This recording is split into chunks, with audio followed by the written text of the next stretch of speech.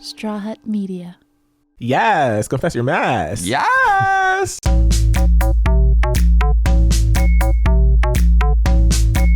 AJ. Yes, Emile. Does it sound like we're in a musical? Uh-oh. Is this a clue? Oh my gosh, it may be. I don't know. I wonder who's on our pod this week. Should we tell the people? Let's go with the flow. Oh wow, it's a Broadway musical star Oh, with a voice for the gods. Oh, are you? Oh, I thought you were on Little Mermaid there for a minute. I know, Loki. I was doing the Little Mermaid thing, or the Ursula, and I was like, wait, I have to fix this. No, Ariel is not, in fact, on Confess Your Mess this week, ladies and gentlemen. But our guest is really, really good. Let's do it. confess your mess.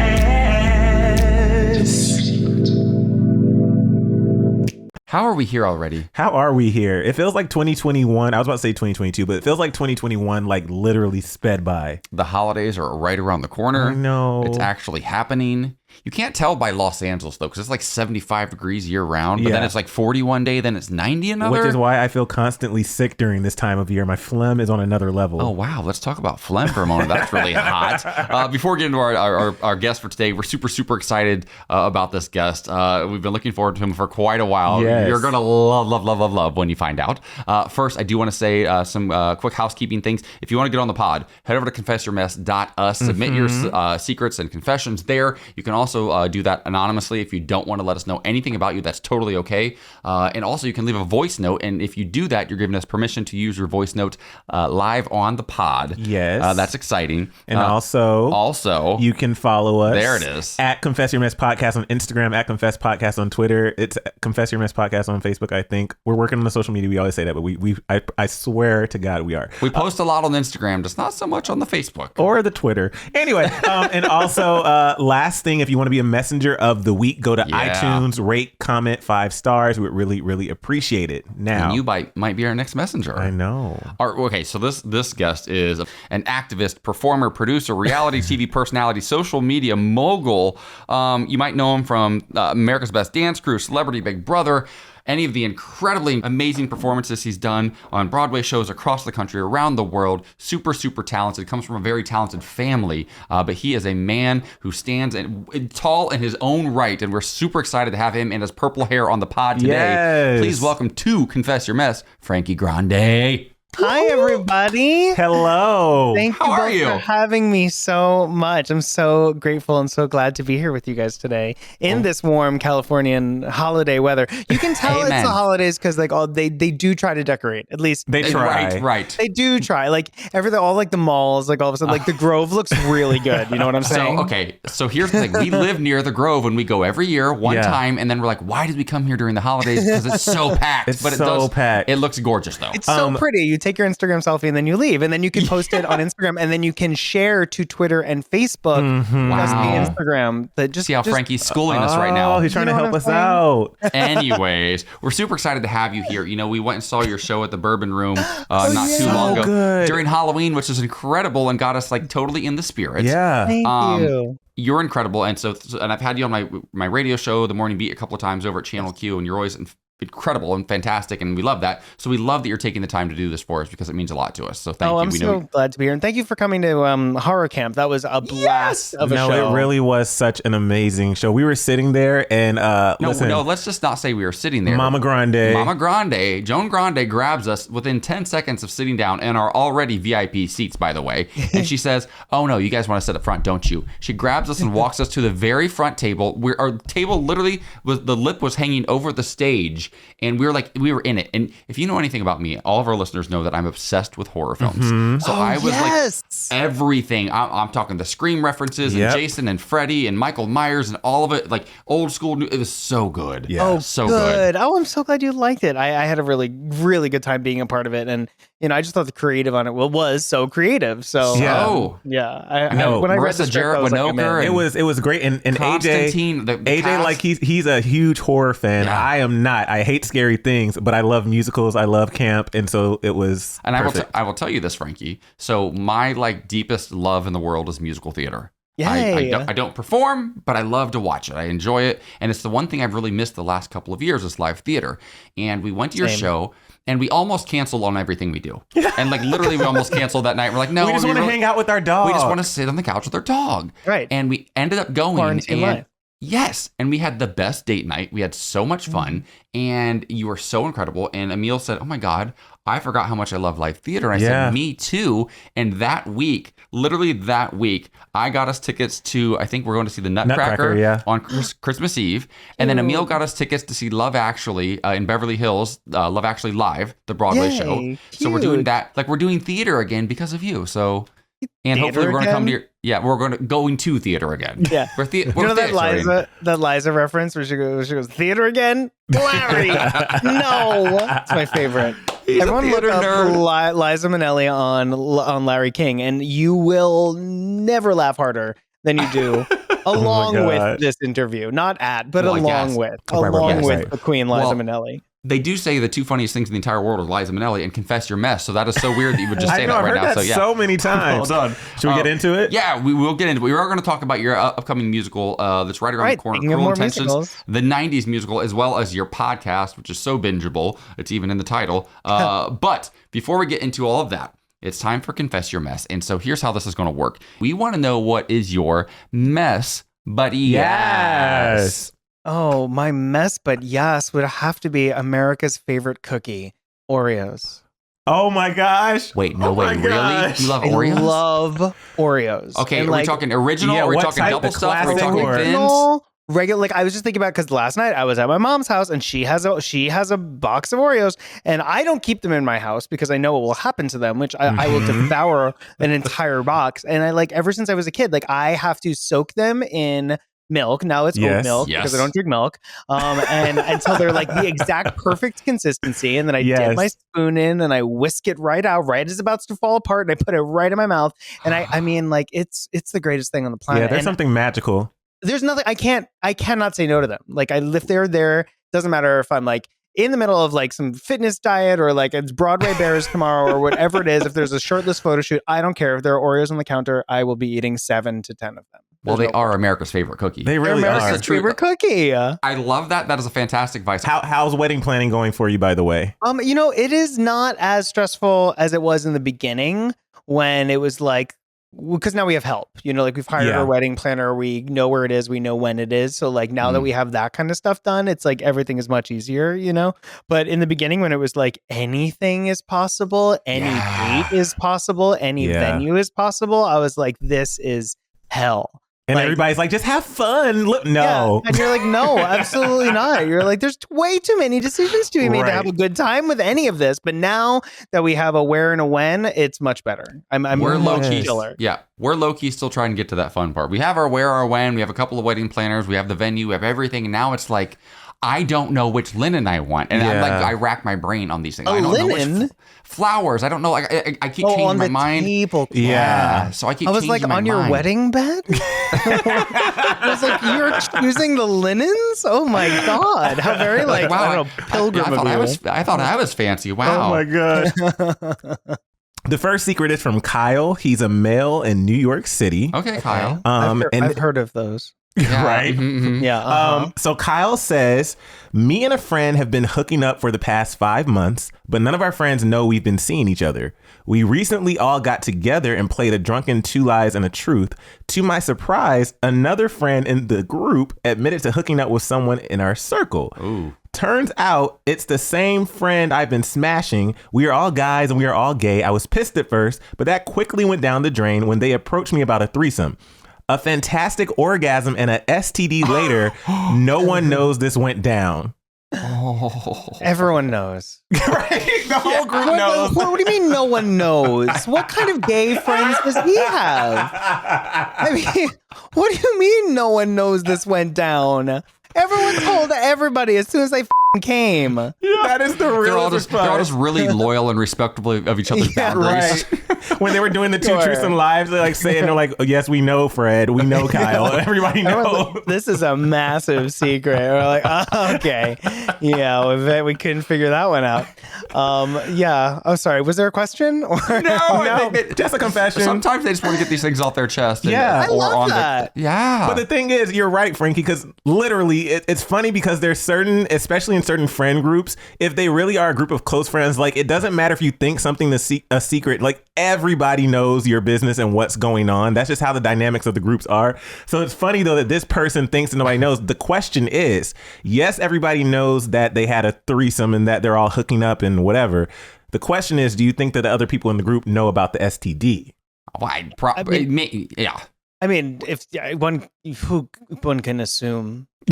one can assume. No, I mean, I listen. I always thought that it was something that you'd share with all of your friends immediately as soon as it happens. I'm a very open book, though. Like I tell everyone everything like all the time. So I don't understand the meaning of propriety, but I guess I can respect people that do. But I'm also like an actor and in theater, and we're so like open about everything. We tell everyone everything. So I don't know. Maybe if they were like doctors and lawyers, then maybe they don't tell everyone as soon as they get an STD or have an orgasm or have a threesome. I'm not sure. There are still people like that in the world, Frankie. Believe it or not, a couple of them, I think. Really? Oh my God, our dog is wild. Weird to me. There's things to protect and keep secret and sacred. That's so strange, right? I feel like we're pretty open to a certain extent. There's still secrets that our friends don't know, but we tell them a lot. Especially like on the weekends after, if they come over and we're all just chilling. I feel like it just comes out. Well, we also have a podcast and we forget that people listen to it and we say all kinds of crazy shit on here. Last week's podcast, I was literally talking about jerking off under a highway overpass when I was a teenage lifeguard in my hometown in Ohio. My mom's going to love that one, I'm sure. Yeah. She's like, I listened to your podcast the other day, honey. And wow. Yeah, we just got to keep it from his mom. She's a first lady of the church. We told my mom don't listen. Okay. Oh, good. So this next secret comes from Anonymous. Okay. I deep clean my cats and it relaxes me. Oh. What is a cat deep clean? First of all, I hate cats. Do you like cats at all, Frankie? I am not a cat person. Yeah, same. No. Do they have, this is going to be so disgusting, but it's confess your mess. Do they have anal glands like dogs? So. Like, do you have to milk a cat's anal glands? Okay, I don't know if you understand this, Emile. And I don't know if I fully understand this either, because it's the first time I've ever been glands? No, I know about anal glands. But like with dogs, whenever we take our dog, Kingston, who's now made his way to my lap, by the way, whenever we take him to get groomed, they say we're going to clean his anal glands and squeeze them or whatever they do. Yeah. What do they do? What is that process? I never want to know. I never want to know. Oh. But wait, I'm sorry. They squeeze something? Yeah. They do. Kingston, do they squeeze your butthole? Do they squeeze it? There's like he looks mad about it. There's like stagnant liquid up in there, and they need to like get it out. Yeah. Oh no. And that's why like if your dog like drags its butt on the floor, like it's probably because they need anal gland relief. Oh, I dated the guy like that once. Yeah. I think we all have. And you're like, I need to top you right now. That's disgusting.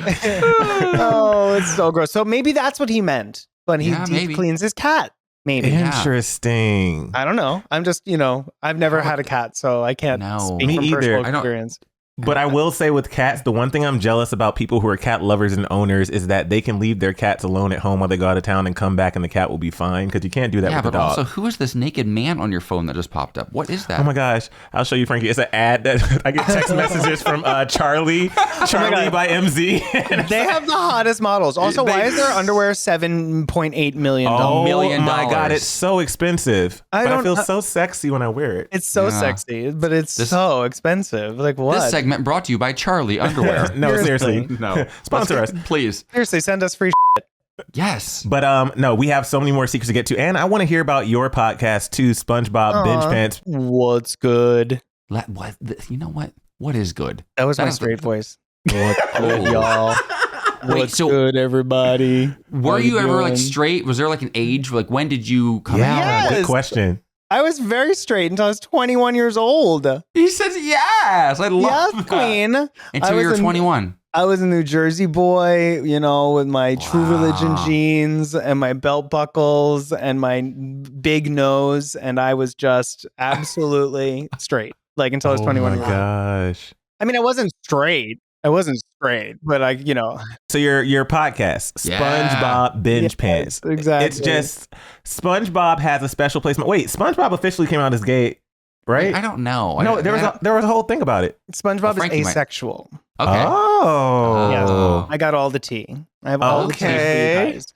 Yeah. Okay. Nickelodeon social just kind of like surprised the world with that, including many of the creatives on SpongeBob.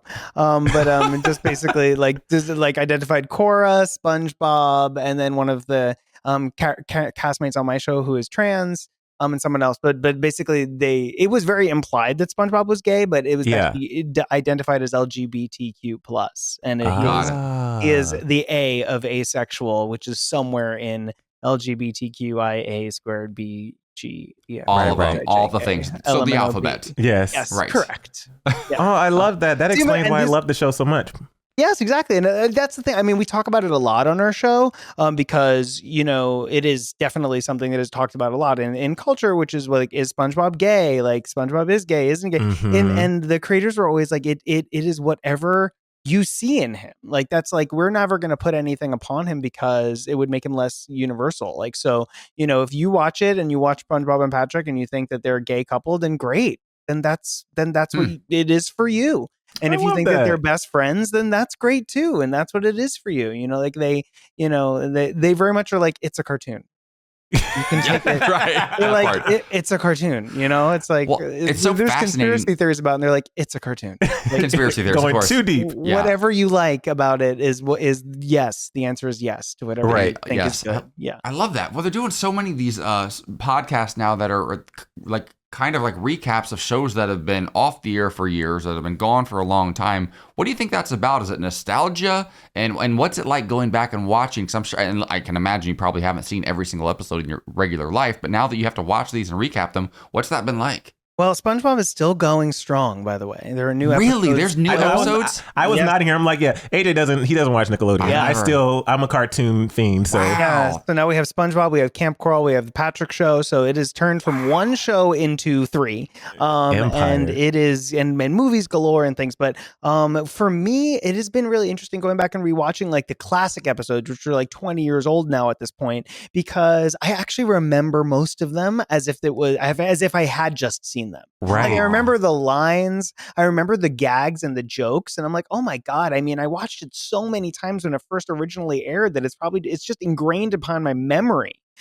So it's just been really nice to be able to go back and like kind of talk about it and then break down some of these themes and like, talk about some of the conspiracy theories and like meet some of the creatives, like, Teal Wang, who's the color queen of Nickelodeon, who created SpongeBob Yellow and it became the Pantene color of the year in the 90s. Like, that is so cool to me in the early 2000s.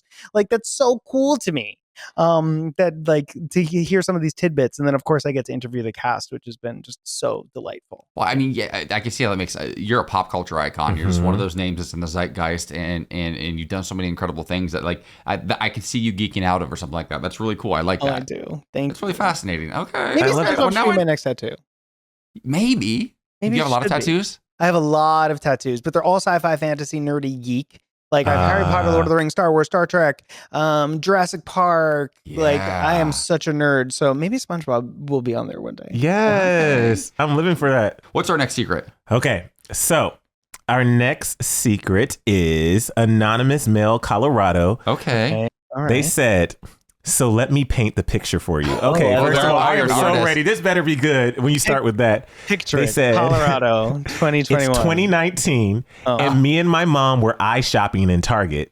What is eye shopping? I guess we're going to find out. Like browsing. Eye shopping. Oh, got it. Oh, yeah. We come across these pink puffer trench coats. Okay, I'm kind of seeing it. Kind of intrigued. And we had, in all caps, to have them. So we're trying them on, take a pic, and walk right the out without paying.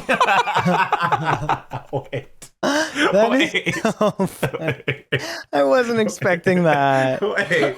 Okay, but the thing is, here's the thing. We talked about stealing secrets on the podcast before, specifically the one with Portia Coleman. Go back and listen if you want to hear those. But what I love about this isn't like some subtle item. This is a pink puffer trench coat. Two of these, and they just walk out of the store wearing them. Just wearing them. It's like, I don't know. Have you ever stolen anything like?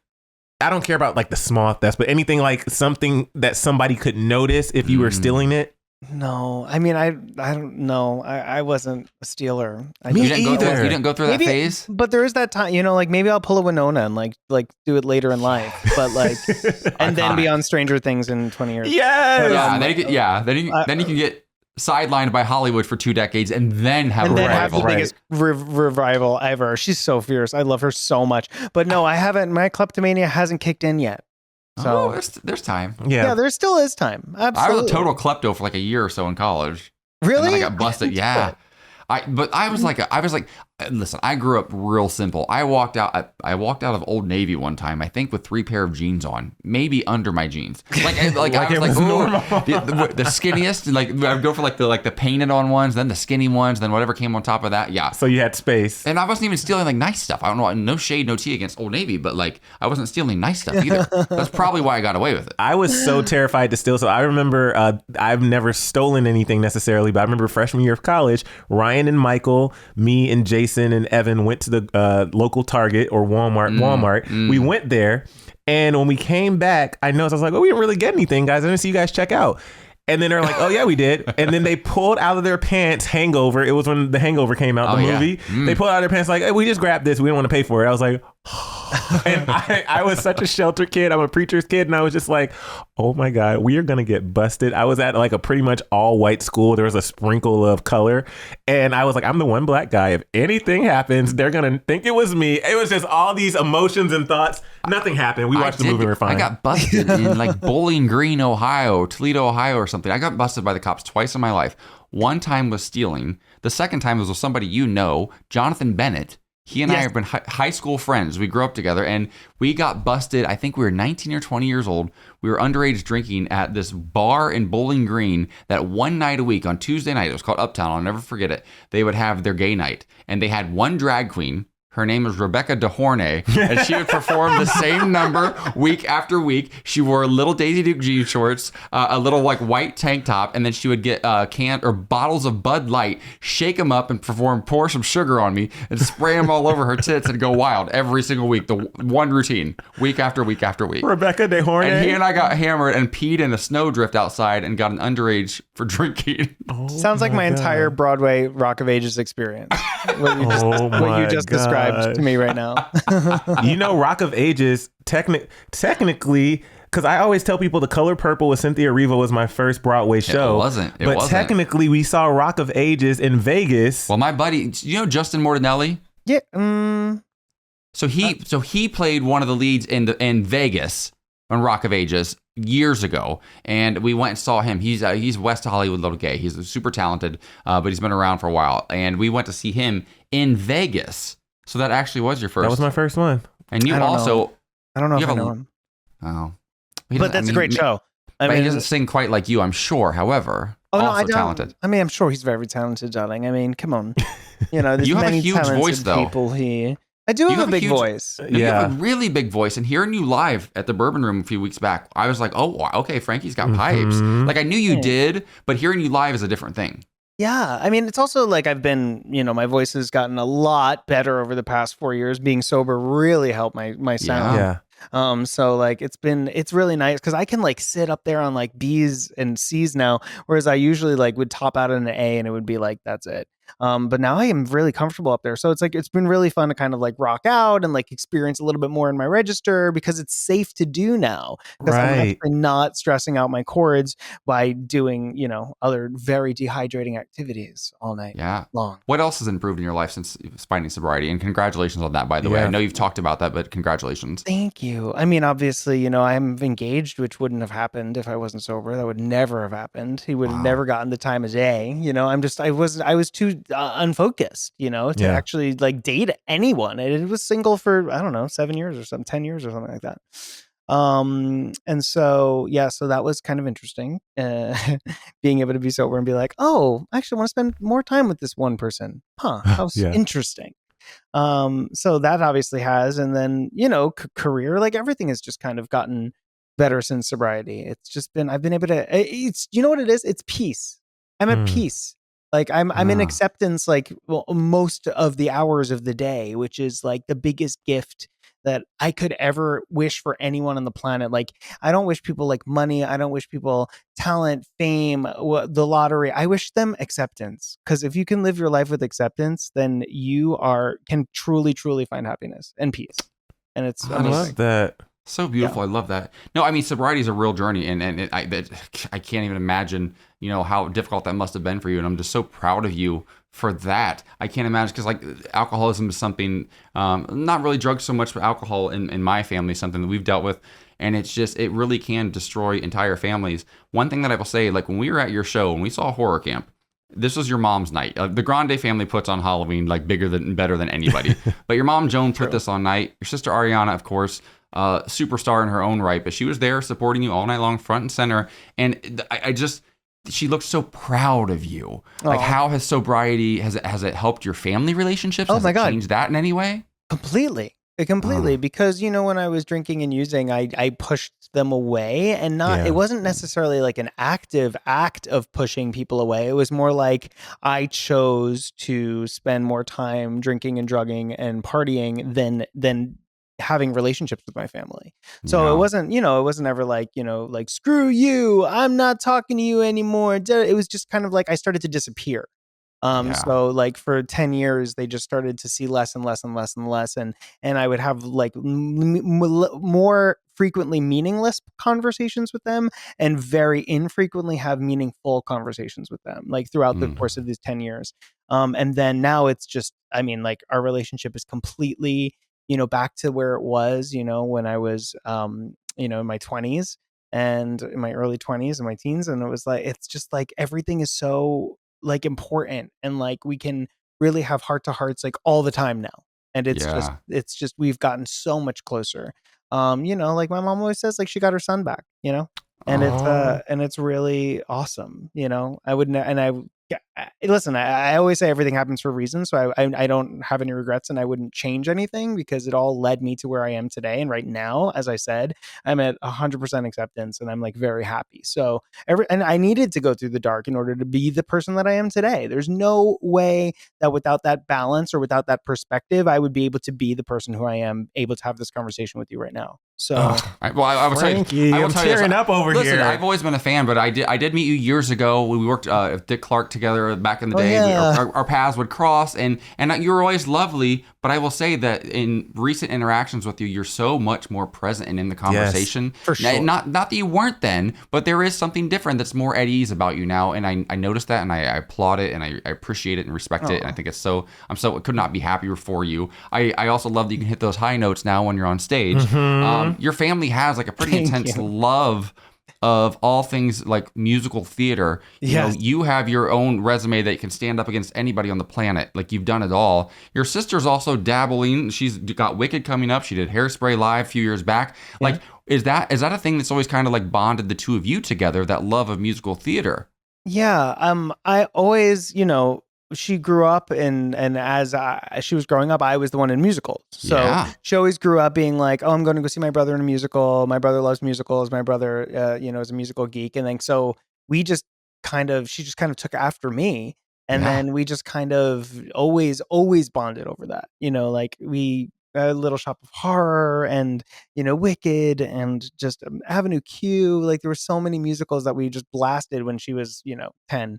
And from eight on, I remember seeing her in Annie when she was like her very first show when she was Annie. Annie Live, isn't that? I think it aired. Just recently. Yeah. So anyway, it's always been something that we've absolutely loved in my family. My mother raised me taking me to musicals every weekend. We lived in New York. She drove me in we lived in New Jersey. She drove me into New York every single weekend to see.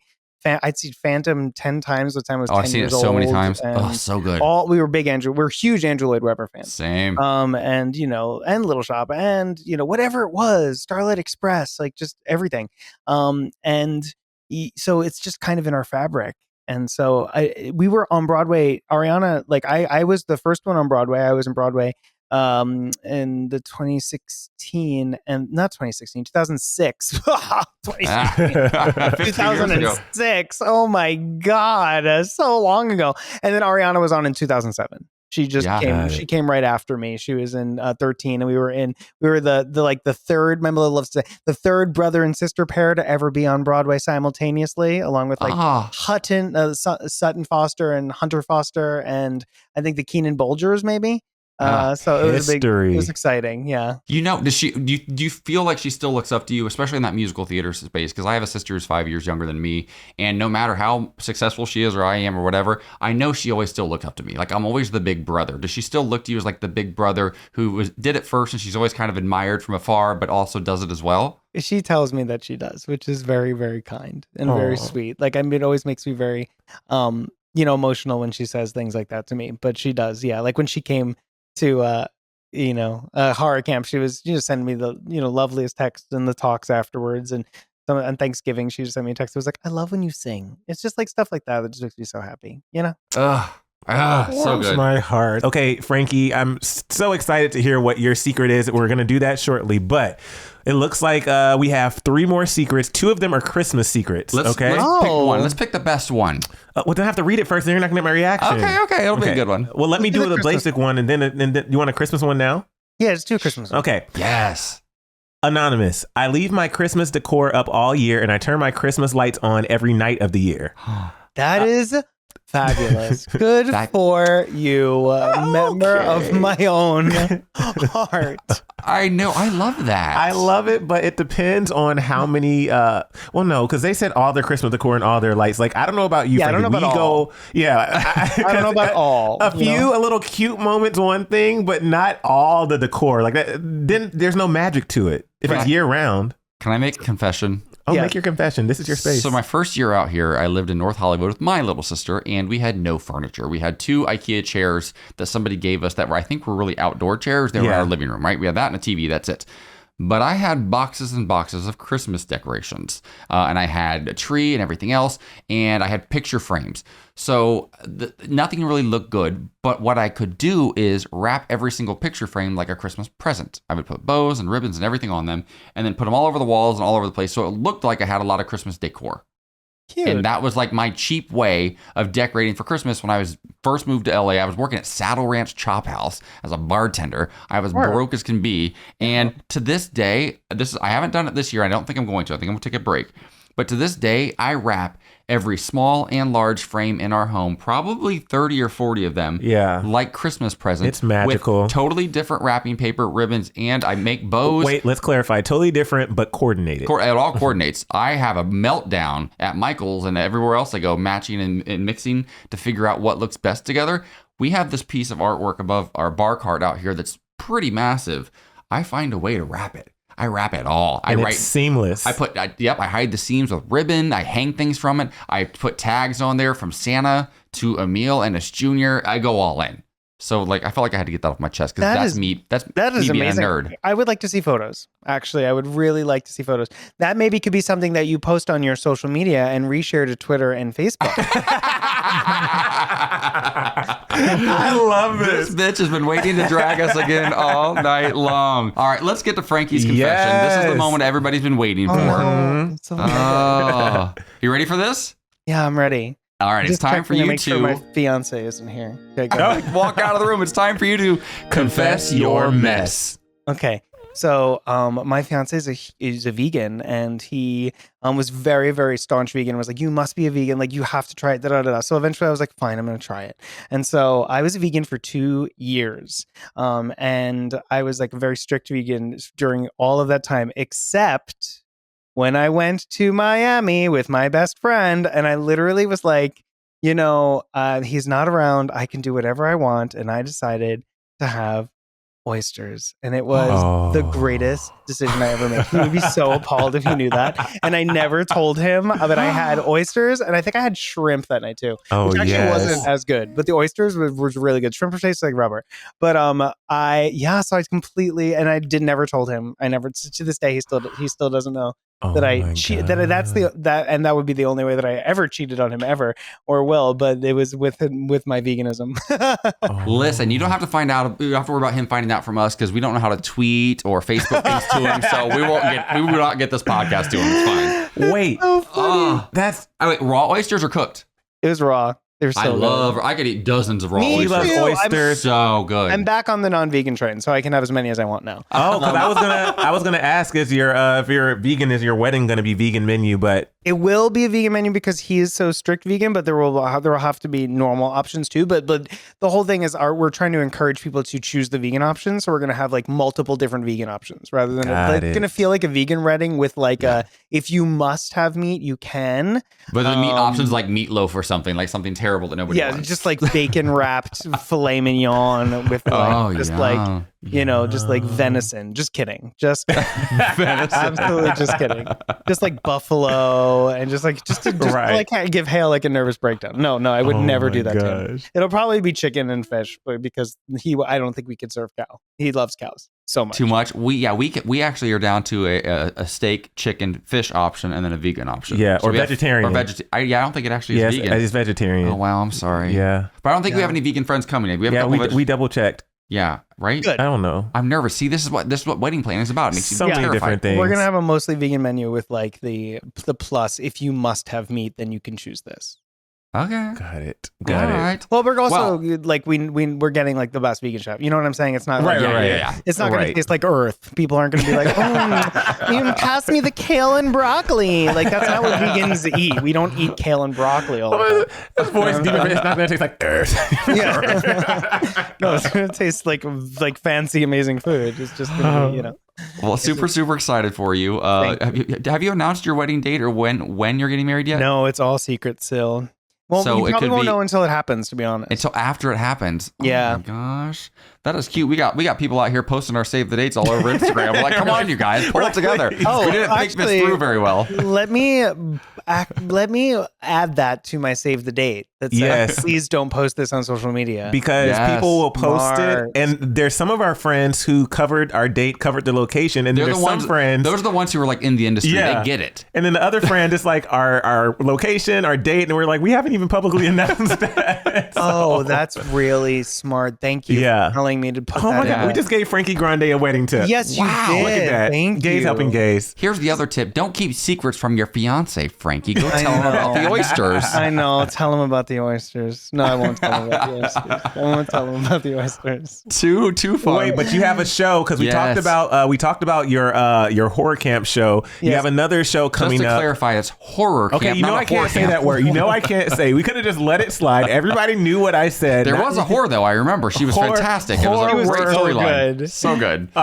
But you have 2 live performances coming in the Bourbon Room. Yes. Sunday, December 19th. Here in the Los Angeles area. If you're local, tell us about Cruel Intentions, the 90s musical. So in 2018, I was very fortunate to be in the closing company of Cruel Intentions off Broadway with my dear friends Constantine Rassouli and Emma Hunton. And we do Cruel Intentions, the movie, as a parody, as a spoof with the 90s music that made the movie so famous, along with some other 90s hits that will make, and early 2000s actually, that will just make you stand up and get out of your feet and get out on your feet and just get up and start dancing. It is one of my really good friends literally said that it is her favorite show she's ever seen and ever seen me in, and she's been to everything I've done. So y'all should come. And Emma and Constantine are in it again, so it's going to be a really great time. They were so good. They were Freddie and Jason in the last one, right? Oh no, that's Constantine Maroulis. Oh, I'm sorry. Who I did Rock of Ages with. This is Constantine Rassouli, who is a star in his own right, and done a bunch of Broadway shows. Who knows that many talented Constantines? I know, right? Incredible. I know, and he's gorgeous, and he's definitely a reason to come see the show. He's naked in it, so it's very perfect. Even more. I'll be there. Wait, what's the song in the movie where he's coming up the escalators? I am colorblind. So is that in this? Black and egg white. Yep.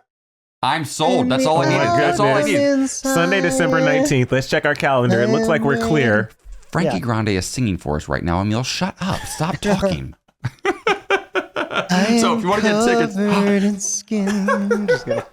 Oh my God, I can let you go on and on and on. Like we said, there are 2 live performances at the Bourbon Room here in Los Angeles, Sunday, December 19th at 2 p.m. and 6 p.m. The 6 p.m. show, though, is being live streamed on Stellar, stellartickets.com, and you could also go to frankiegrandetickets.com. That's being live streamed worldwide. That's a huge accomplishment. That is so cool. congratulations. I like these new hybrid formats. They're really fun because I think people are still confused on coming to live theater. I think it's still people haven't really jumped on board yet.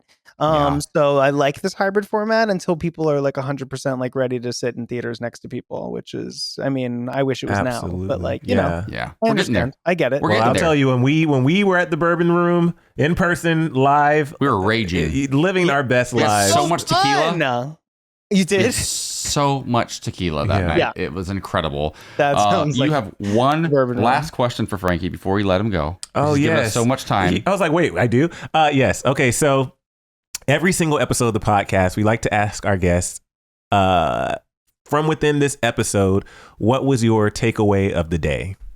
Oh, that's so cute. Oh, thank you. From within this episode, what was my takeaway from the day? That there are possibly people in the LGBTQ plus community that know how to keep a secret, even though I'm not one. That went all the way back to like secret number one. That was a good one. Okay, I almost forgot about that. Thank you, Frankie Grande. We adore you. Yes. I imagine it's a possibility. I haven't learned how to do it yet, but you know, I'm still young. Well, you've learned a lot of other great things, so you focus on those. You're doing just fine. Thank you. Thank you so much, Frankie, and we'll definitely have to come check out the show at the Bourbon Room and listen to the pod. Of course. Yay, thank you for having me. Yes. Yes, to great guest. Yes, to Frankie Grande. Thank you so much for stopping by. We've had a really great guest in 2021. You know, we're about to wrap things up for the year. We got a couple of short best of episodes that we'll be throwing your way the coming weeks. So the next 2 Thursdays, make sure you still check us out. We've got shortened episodes for you, but we're coming back big in 2022, baby. Oh. When are we coming back? Do you remember the date? It's the January 6th. What's familiar about that? It was an awful day in history. Dear God. It was the day that Tanya Harding's team had Nancy Kerrigan clubbed in the knee. That is a true fact. You thought I was going to say insurrection, didn't you? Wait, is that true? Yes. All right, now it's time to put a little shine on our Messenger of the Week. You too can be a Messenger of the Week here on Confess Your Mess. All you got to do is head over to Apple, iTunes, whatever podcasts. Yeah, right. If you listen on Apple on your iTunes, and leave us 5 stars, write us a review, and we might choose you as our Messenger of the Week.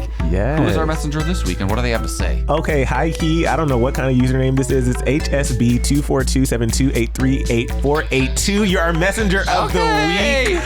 They said, love this show, love the host even more. And they actually said, I came to this show from Scam Goddess. Okay, thank you, Diva Lacey. They said, shout out Lacey, and didn't know I needed this podcast until now. It's amazing. I love everything about it. You just need to listen to it. Confess Your Mess. Confess Your Mess is a Straw Hut Media podcast produced by Ryan Tillotson and Frank Driscoll. Thank you so much for listening, and don't forget to subscribe and share. And if you have a secret and want to share, go to confessyourmess.us to submit. Your secret could end up in the show. Ooh.